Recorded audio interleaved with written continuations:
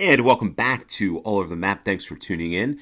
We have news of the day for the 28th of June, 2022.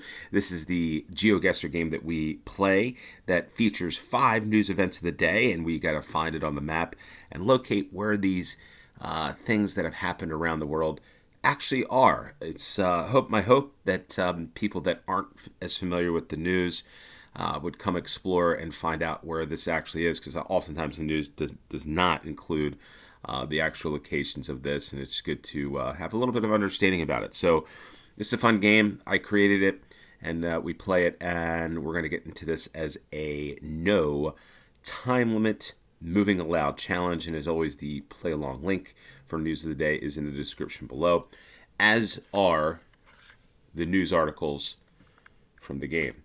So let's get into it. And I think at this point we're probably going to be doing this on a Tuesday and Fridays, maybe Tuesday and Saturdays, but we'll see. If there's a good response to this, I might get it to daily. If this got 1,000 views every day, I'd be doing it probably daily. So if you like this, hit the like button and comment. It really helps the algorithm.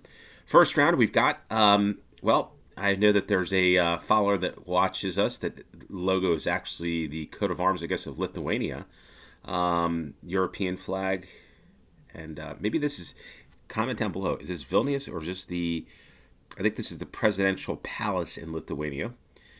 So here we are, take a quick look around, and why is this a news event of the day? Well, Lithuania has been in the news over the past week or so, or a couple weeks. Nice flowers there, because of obviously Russia and all the stuff that's going on. So we'll take a look at this, and what's going on today is that Lithuania has been hit by cyber attacks amid Kaliningrad sanctions feud with Russia. So there's been a feud going on. There is the Lithuanian parliament. Several public and private websites in Lithuania were temporarily hit by a concerted cyber attack on Monday, authorities say. According to Jonas Skardiniskas, director of the National Cyber Security Center, the attacks probably, I guess that's a key word, originated in Russia and have already been contained. The pro-Kremlin group Killnet has claimed responsibility in a video on their Telegram account. The incident comes just a week after Kremlin officials threatened to retaliate because Lithuania restricted the transit of steel and metals to the Russia's exclave Kaliningrad in accordance with EU sanctions. It says the attack will continue until Lithuania lifts the blockade. So, a lot of interesting cyber attacks going on, and between with Russia, I guess, and Lithuania. So let's find out where this is. The presidential palace of Lithuania. So I'm not sure if the presidential palace has been hit, but I'm sure a lot of these government buildings in the near region of Vilnius were targets of that cyber attack on Monday. So let's take a look. Vilnius, a very beautiful city, if I should say. City that might be on the list for me to visit in the future. Here's the president, I think, president's place. I think we're about there, and we'll go for that. 5 yards, 5,000 points. Lithuania with the first news event of the day. Let's see where the second one. We're off to Texas, and an interesting location for an unfortunate situation. We are here at Quintana and Casson Road, and unfortunately, not the news events that I'd like to bring on this channel, honestly. I want to kind of have a little bit more of a positive, upbeat, but at the same time, a lot of people around the world aren't really sure where this happened, or maybe where the border is, or how far San Antonio is from the border. So thought about doing that. So there's an unfortunate 46 people. I think it's 46. I thought I saw 48 found dead in a trailer. 16 hospitalized, San Antonio officials say. The chief says 3 people in custody, and the feds are taking over the investigation. So they were found at the southwest side and 16 have been transported to area hospitals. Very tragic situation, like the mayor says. Yeah, this is just not a good scene. Um, Officials will not immediately confirm if the victims were migrants or what country they're from. They received a call 10 minutes before 6 o'clock on Monday to this location that we saw above, or that we just saw, where a person nearby heard a cry for help. When the worker approached, he saw several bodies inside an 18-wheeler trailer, which is a lorry, I guess, in certain parts of the world, whatever you call it, with its doors partially open. So there are obviously video links to this. This is KSAT, which is the local San Antonio news channel. So you can click on the link below. This will take you there. It looks like heat stroke. I mean, more than 100 degrees. A very hot part of the country, of the United States, of the world for that matter. So in a tractor trailer with no air conditioning, it's got to be brutal. Not good at all. Hopefully they find out who did this. This is not good. But what's interesting is I don't understand. This is where they said the location is in the article. And Quintana and Casson, if you look at it on a map, you do have a train track here, which is interesting. I'm not sure, like the train actually, I don't know if it begins here, but it looks like it comes off and it comes into this area. If you look at this, right, you can't go this way on the road. You can go this way, but it's like a one-lane road that runs parallel to a train track. And I'm not sure why a tractor trailer would be here, other than maybe to unload the migrant. A lot of questions I have when I read this article, and you actually see the location. So one of the unique things about this game is that you'll see oftentimes things happening or news events happening, and then you see the location, and you wondered to yourself, what was the truck driver doing here? Just to ditch and run? Like, I don't understand. Like, there's so many questions when you look at this, for me anyway. I saw the story on the news here in the United States, decided to put this game together. When I did, I looked into it and actually read the article, and it kind of was like, so interesting, because the actual location, I don't understand. Again, a lot of questions, and I'm sure that's what probably journalists do, is ask a lot of questions of how that happens. So if you look at this, right, there's Uvalde, by the way. 35 runs to the border, Nuevo Laredo, and essentially down to Monterrey and to Mexico City. You can go that way. But here's San Antonio, a good distance to the border, so it's not close. So if you look at like New York to Washington, right, that's probably the same distance on 35. You're going to be a couple of hours at least from here to here. So if anything, here's a border point that you're going to cross at Piedras Negras and Eagle Pass, which could have been a spot at which it seems like this would have been probably coming from Mexico that way. That could be an option, or 35, probably the likelier option. So it's a couple hour drive, I think. And we come in here to the southwest, so southwest of the city. So if you look here, there's a couple things interesting too, as well as here's Lackland Air Force Base, one of the largest Air Force bases in the United States. So it's near there.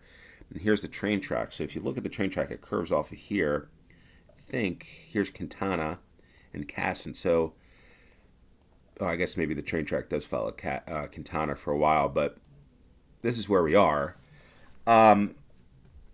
Interesting that it just, the truck is there. Again,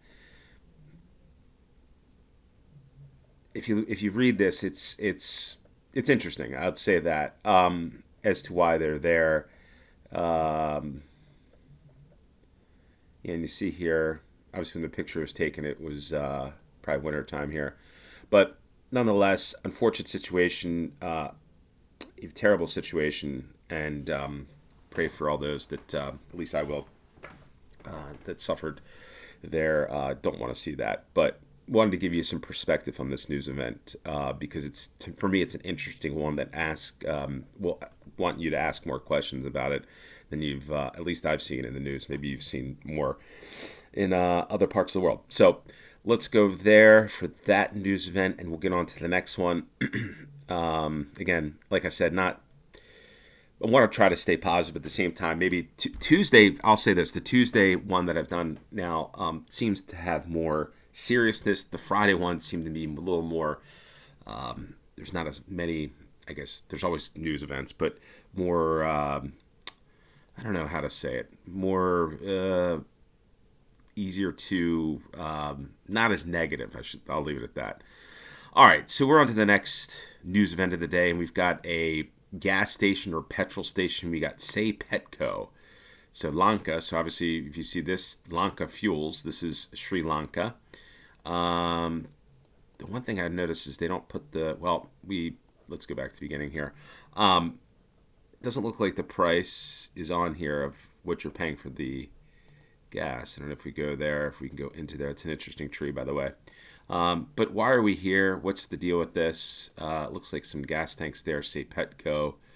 No, we're not in Melbourne, Australia. We're actually in Colombo, and on not a Google Street View car. So we're kind of bouncing around and not on a, I guess sturdy camera. Anyway, this one is interesting for me as well. Non-essential petrol sales halted for 2 weeks in Sri Lanka. This halting petrol sales or gas sales, as we say here in the United States, there'd be pure chaos, I could say, pure chaos. So this is interesting. Sri Lanka, for me anyway, has suspended sales of fuel for non-essential vehicles as it faces its worst economic crisis in decades. I always like the word non-essential. That's just me. Who's essential, who's not, who determines that? It always goes down a rabbit hole of who's essential, who's not, who's important, who's not. It's a very arbitrary thing for me, so I not a big fan of that word non-essential because I feel everybody's essential. That's just me personally. For the next 2 weeks, only buses, trains, and vehicles used for medical services and transporting food will be allowed to fill up fuel. Well, there you go. That's probably the essential, medical and transporting food. Well, who's transporting the food? Is it the government or is it the people? Is it the person that runs a business? Always interesting for me. Schools in urban areas have shut while officials have told the country's 22 million residents to work from home. The South Asian nation is in talks over a bailout deal as it struggles to pay for imports such as fuel and food. Sri Lanka is the first country to take the drastic step in halting sales of fuels to ordinary people since the 1970s crisis, when fuel was rationed in the U.S. and Europe, and speed limits were introduced to reduce demand. He said the ban underlined the steep rise in oil prices, limit foreign exchanges reserves in Sri Lanka. So, yeah, interesting. I keep an eye on this one. See what happens in Sri Lanka in the next 2 weeks. If people go crazy or not. Actually, this would be a reason. Member of the security force stands guard outside of a fuel station in Colombia. Be a reason probably not to get gas, right? Like or petrol. You come up to it and you got a military guy there with the automatic weapon, which might not be the best thing to do. Trying to get gas. This person's been in the queue for 3 days. So article, like I said, are in the description below. I'm not going to go through the whole article. Part of it is for you to go to it and check it out. But in this case, we're going to find out where this is. It's in Colombo. And Sri Lanka, as you see here, is off the coast of India. You'd think, again, you've got a major area of probably ships, containers with fuel, and Sri Lanka's here. So, I don't know. Read into as you may. Seems to me, I guess, two things. One, an island here.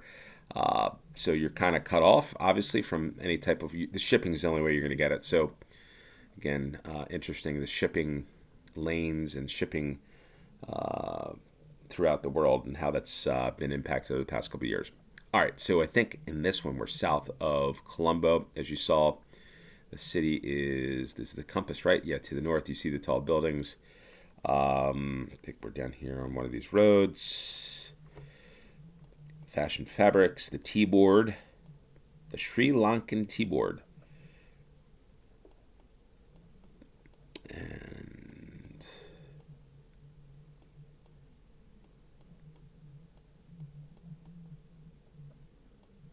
And here we are, say Petco fuel filling station down the street from the Caravan Fresh, the cake and pastry shop, and near the Sri Lankan Visa Services. There we are, Sri Lanka. Hopefully you can get some petrol soon.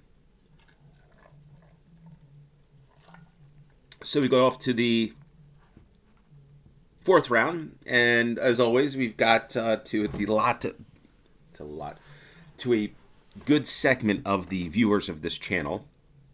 We cater to news of the day, which is Finnish news, because it does represent United States, United Kingdom, and Finland are the top viewers of this channel. So if you're from another country, maybe I should do videos of your country, doing GeoGuessr games, and maybe more people would watch from other countries. But right now, there's the top three.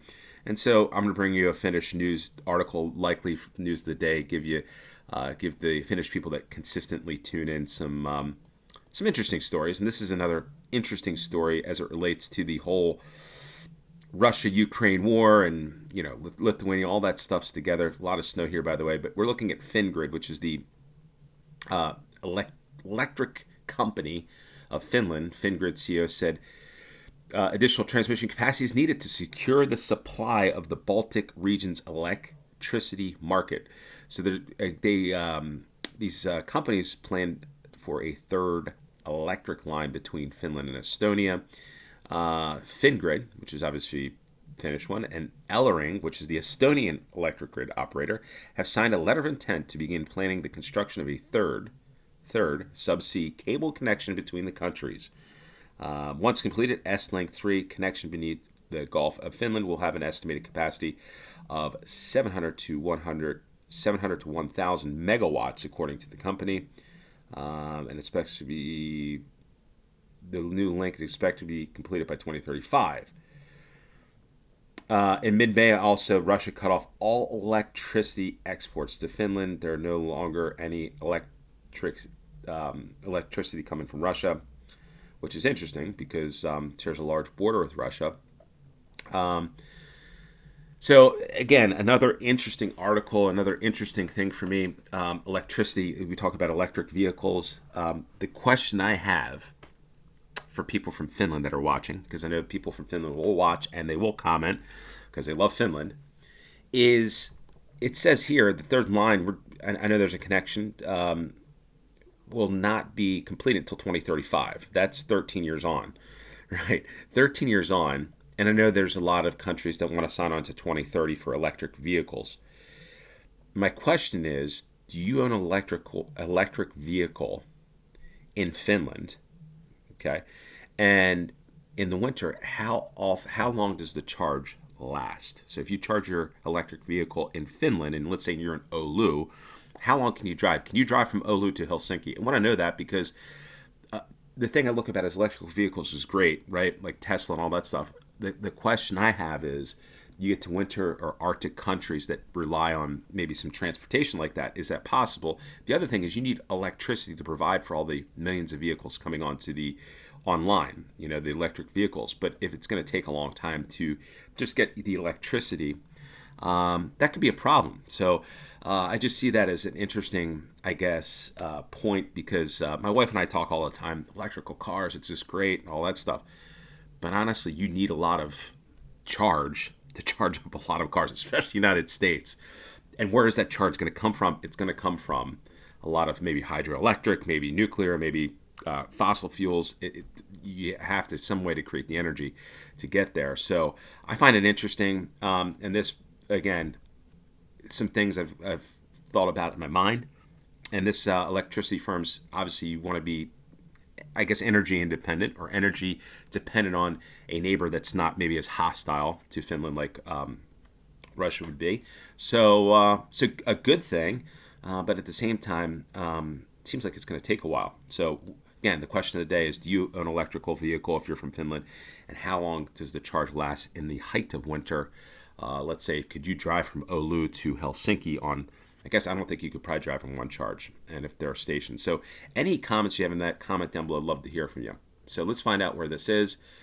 Fingrid, I think, is in Helsinki, just north of the city, in an office park or an office area, which I've come to find out when I did this game. Not Vantaa. I think maybe it is. Forget where this is now. Oh, no. Metsala is where we are here. I think we're about there. And this is the Fingrid here. New building. It's not on that. I did a photos here because it's not on the Google Street View. So Interesting office park here. We've got a lot of other FCG, some companies here. It seems like this is an office area just outside of Helsinki to the north. And there we go for the fourth round. And the fifth round, we've got driving on the left, and we've got Redland Bay. Redland. Why is Redland so popular? What's the deal? There's messy playtime, which is an always interesting thing. Messy playtime. Well, this next article is going to be a little bit messy. Very messy, in fact, and one that me personally take this stuff seriously. And let's get to that article. There we are.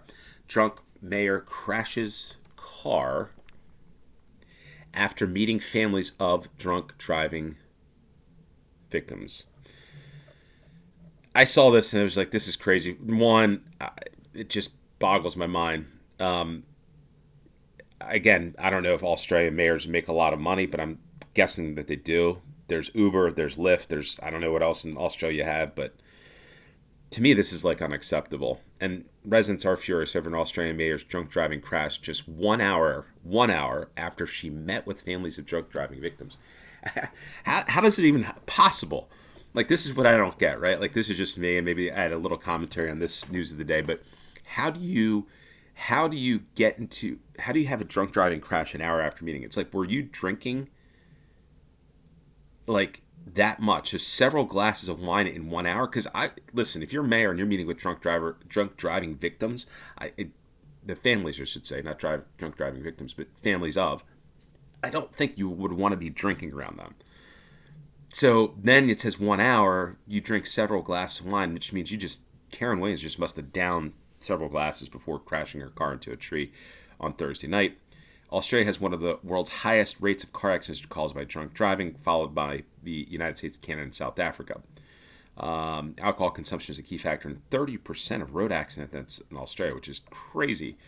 So let's take a look at this. Again, Redland Bay, near Brisbane, Australia. 7-Eleven, which is interesting. And mobile, this looks United States-ish over here. But in any case, even the signs I've noticed that's like a United States font. But in any case, that's an aside. Don't want to talk about that. But in any case, I'm guessing somewhere around on this road, Karen Williams got into an accident and crashed into a tree, which is, again, so crazy to me that happens like that. One thing, folks, do not drink and drive. Take public transport, take Uber, take Lyft. I don't really drink much. When I do, I enjoy a nice pint of Guinness. But if I'm going to do that, then my wife will drink water, tea, Diet Cokes, whatever, and she'll drive, or vice versa. So always, if there's anything of public service announcements, do not drink and drive. Please, I plead with you, do not drink and drive. All right, so let's look at, so we got everything in this news of the day. We got public service announcements, we've got electric vehicles, but we go up to Brisbane, and here's Redland Bay over here. And I think, and I forget where we were here, actually. To be honest with you, we were Redland Bay. There's Boundary Street. So, the Irish Comedy Club, Boundary Street. There we are. There's Boundary Street. There's that 7-Eleven. I think we're about there near the Messi, not Lionel Messi, but Messi Playtime. I think we're right about there. Near Hungry Jack's. 35 yards, 5,000 points, 25,000 points. Hopefully you got a 25,000 point news of the day game. We went from San Antonio to Finland to Lithuania, Sri Lanka, and Australia. So this is a very diverse game, I should say, in terms of the world. We're going to try to get some South America and Africa probably on the Friday game, maybe the Middle East as well. But we'll see what goes on in the world. There might not be many interesting news events, but probably are. We'll try to get a little more diversity around the world with this game. If you like this game, hit the like button. Would really help the channel. Also, subscribe. Want to get to 2,000 subscribers. We're oh so close. So if you haven't subscribed, please hit subscribe. And if you're from Finland, comment of the day. Again, electric vehicle, if you have one, comment down below. And can you get a good enough charge to drive from Oulu to Helsinki in the winter, or do you have to stop a couple of times? With that said, thanks for tuning in. Until next time, cheers.